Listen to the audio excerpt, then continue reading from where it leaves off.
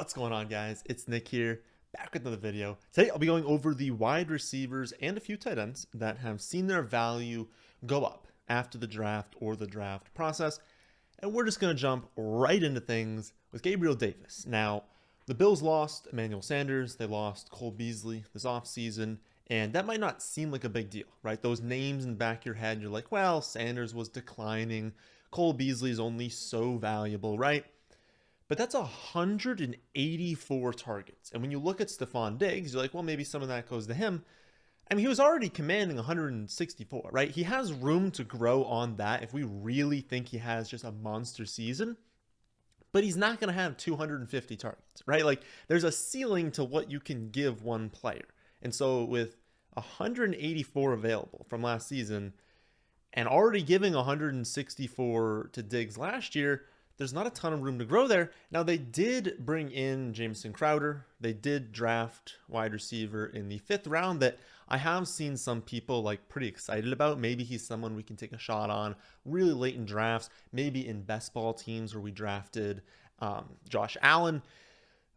But this could be a really big breakout season for Gabriel Davis. Gabriel Davis is a player that we know has talent. We know the organization themselves really like him. They've talked fairly highly of him. And that's not just like this last season. Going back before that, they're very excited about his potential. We know this offense is going to be top 5. We've seen his weekly ceiling, right? The last game they played, 8 receptions for 201 yards and 4 touchdowns in that loss to Kansas City in the playoffs.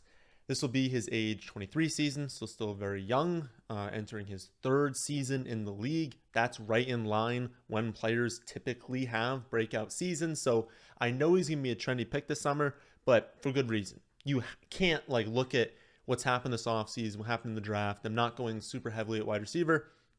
Again, they took one in the 5th, but it wasn't like a high-end prospect. It's a good prospect, someone we can be excited about, but man, Gabriel Davis, big winner this offseason.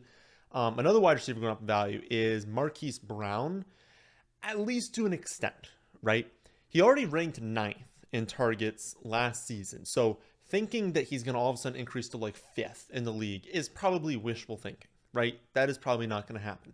I'm more excited about the difference in quality of targets going from Lamar, who's a great quarterback, but he's not the passer that Kyler Murray is, right? Kyler Murray is just objectively a better passing quarterback. And so the quality of targets is going to increase. And then you look at it and you say, well, they kind of made this deal also because Hopkins suspended for the first 4 weeks or first 6 weeks, I believe, of the season. He's appealing that. Maybe that'll change. But for right now, we should kind of assume that he's going to miss the first month and a half of the season, right? And so we're going to get a good chunk of the year, even if that's not the fantasy playoffs. That's a good chunk of the season where those wins and losses are going to matter for getting you into the playoffs, where we've got Marquise Brown as a pretty clear alpha in a very good offense.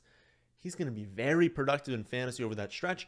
And we've seen Hopkins declining a little bit. He's still a great receiver, but declining a little bit in these recent seasons. And let's be honest, like AJ Green is not going to be like a huge threat in this offense. Rondell Moore last season didn't do all that amazing. Now, they should have used him more. They should have been smarter with how they used him.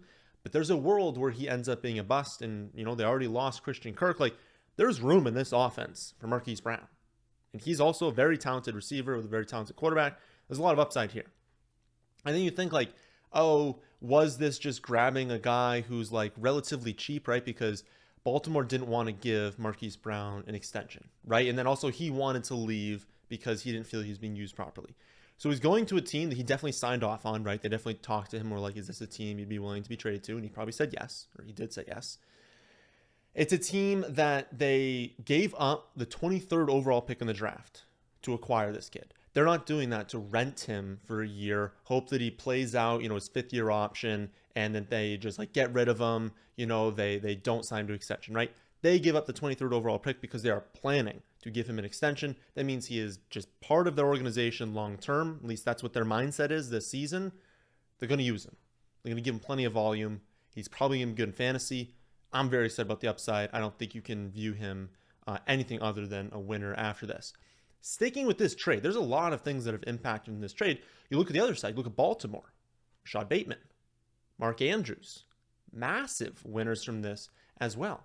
Like I said, he had a ton of targets. Marquise Brown last season, 146 targets are leaving the team, and it's not being replaced by anyone. You can look at the Bills and say they brought some guys in. Look at the depth chart in Baltimore, at least right now. Bateman, Duvernay, James Porsche, and Tylan Wallace. I think it's Porsche, but it might be pronounced differently. Let me know if it's pronounced differently. But look at those names. Those are a ton of players who, besides Bateman, might all not be that great of NFL wide receivers. Some of them are fine, but I mean, at this point, we kind of know Duvernay's not all that amazing. We know Tylan Wallace, had a little bit of hype last season, but never really worked out. These guys aren't that great. Now, I would still be surprised if they enter week one with just their receiving targets being Mark Andrews and Bateman and everyone else being like, eh. I know they're going to run a ton, but you got to have someone else, right? So I think they can still bring in a free agent. I think it's an attractive spot for free agents just because the team itself is going to be good and the opportunity, right? Any free agent wide receiver is going to look at this and be like, oh, I can pretty clearly be the number 2 here. That's a lot of opportunity for me. Even if it's not a high volume offense, that's a good spot to be in. So I think they can get someone, but there's no high-end prospects out there at the wide receiver position where we're like, oh no, Bateman's now worse off, right? Anyone they bring in is probably a downgrade from Marquise Brown. I think you have to just say Mark Andrews. I mean, he might be the tight end one again this season by a good margin, right? He's got Kelsey right behind him, but if he has a monster season, Mark Andrews might be really, really valuable in fantasy, and then Bateman could make a huge jump this season. Both big winners there. Sticking with the theme of very little competition, right?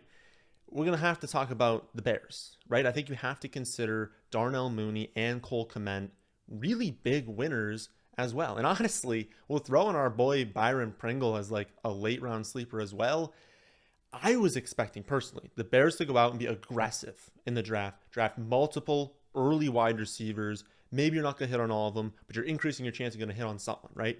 Instead, all they took was Velus. I need someone to tell me if I'm saying his name right. I've heard this pronounced multiple ways. Velus Jones Jr. Tell me if I'm saying it wrong. But very few scouts like him because when you look at wide receivers, right, just think logically, right? You want young receivers, not only because you're going to have them longer, right? And we don't care as much about that in season-long fantasy because well, we're not drafting him in Dynasty right now, right? But think about what he was playing in college. This kid is 6 months older than Darnell Mooney. Okay? So when he was playing in college, he was 4 years older than the cornerbacks he was going up against. Of course he's going to look good. And you look at his stats and you're they're not even that good. They're not even that fantastic. He was fine in college, but he should have been way better when you're 4 to 5 years older than some of the cornerbacks you're playing against, right? This kid is really, really old. So I don't think he's that great of a prospect. And so now you look at the depth chart and you're okay, they have Mooney, Byron Pringle, and Cole Kmet. That's it. And if you think Fields takes any step forward, despite his team hating him and not giving him any help, if you think he takes any step forward, then you've got to think that Mooney is a huge winner and Cole Kmet's a huge winner and Byron Pringle is going to get way more targets than we thought he would to enter the offseason. And then you think about the free agency standpoint, oh, well, maybe in Baltimore, right? If you're a free agent, would you rather go to Baltimore or Chicago, right? I mean, Baltimore's a much more attractive place to go. You're going to Chicago. It's sure, you're going to be a 2, but it's not a good offense. It's not a team you're expecting to make the playoffs. At least with Baltimore, it's a brutal division, but they're still a really good football team. They can make the playoffs. They can make a run. The Bears aren't doing anything this season. So it's why would you want to go there as a free agent, right? So if they're also not going to attract free agents, what are they going to do on offense? Well, it's these guys they have right now, so they have to be considered big winners. I'd also consider Christian Kirk a pretty big winner. That might surprise some of you, but I did still think there was a chance that the Jaguars made another move at wide receiver in the draft or done some of these trades for receiver. Their current depth chart, they have people, but they don't have good people, right? They have Kirk, Marvin Jones, Zay Jones, Laviska, Treadwell, right? They have human beings that can play the position. But especially with these trade rumors with Laviska, obviously nothing's come of that yet, but something could come of that. But if you're just looking at this, it's that's not exactly a star-studded cast, right? And since they made 0 picks at the wide receiver position and gave Kirk $1 billion, you have to think that right now they're hey, Kirk's our one. locked and loaded, because you look at what they've given these other players, you look at how they've produced in the past, like who is competing with Christian Kirk for that number one role? And I don't care what you think of Trevor Lawrence, like having the number one wide receiver on an NFL franchise is valuable in fantasy. That's just an objective fact, right? So even if this offense is bad, they're not going to be worse than last season. Trevor Lawrence can't be worse than last season. And even still, even if those things, he's just as good, they're just as bad. If you're the number one receiver on an NFL franchise, you're valuable in fantasy. And I think it's abundantly clear at this point, Kirk's going to be the one, and there's very little competition behind him. Even if they have a lot of players, those players are going to get spread out volume, but I think a good amount's going on Kirk. I think we can project his target share to be high, so very much a win there. The last player we'll go over today, sees a small bump, but I wanted to talk about it, and that's Chris Godwin. Now, he, of course, tore his ACL in week 15, so he's still recovering from that. This offseason, they also bring in Russell Gage, but that wasn't really to fill. It was to fill if Godwin, because Godwin could still miss like sometime early in the season, right?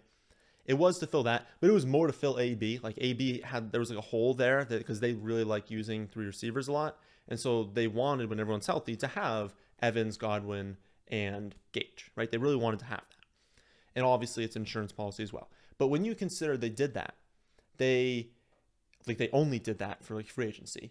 Then they give Godwin the 3-year, $60 million extension.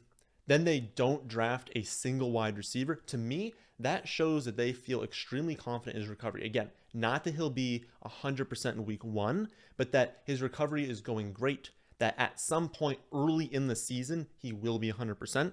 If they did not feel that way, they would have brought in more free agents and they would have drafted wide receivers, right? Because they're all in. They're not sitting there like, well, hopefully we'll, maybe if he's bad, the offense can like get going, but like we'll have him back next year. Like they're trying to win now, obviously, right? They know Brady might not return next season. Now he could, but they know it's a finite future. They're not out there being like, well, we'll see how it goes, right? They want to win. And so if they felt that Godwin was not going to be good until like really late in the season, they would have brought more people in. And since they didn't do that, it signals to me that they feel confident in his knee. And if they feel good about it, then I feel good about it. So I think for us, we can just give more confidence that he's going to be good to go this season, which is valuable, right? When you add in that risk, it's going to have to bump someone down in the rankings because we just don't know. I think that risk can be lowered, which means we can take them higher in drafts. So those are wide receivers and tight ends that have increased in value after draft night. Tomorrow will be the first episode in our player breakdown series. We're going to do that every single Thursday. We're going to go over 2 to 3 players that are like really close together in ADP or in ranking. And we're going to break them down in depth. We're going to talk about the pros and cons of each, who I would end up drafting if I was on the clock. I don't know yet what the decision is going to be for this week, who the players are. It's going to be 2 to 3 players in the first 3 rounds, but I don't know yet. Haven't decided. So you guys can stay tuned and see who that is tomorrow. That, my friends, is the end of this one. Hope you all did enjoy. If you did, how about hitting the like button? And how about subscribing to the channel if you're new here? Thanks for watching.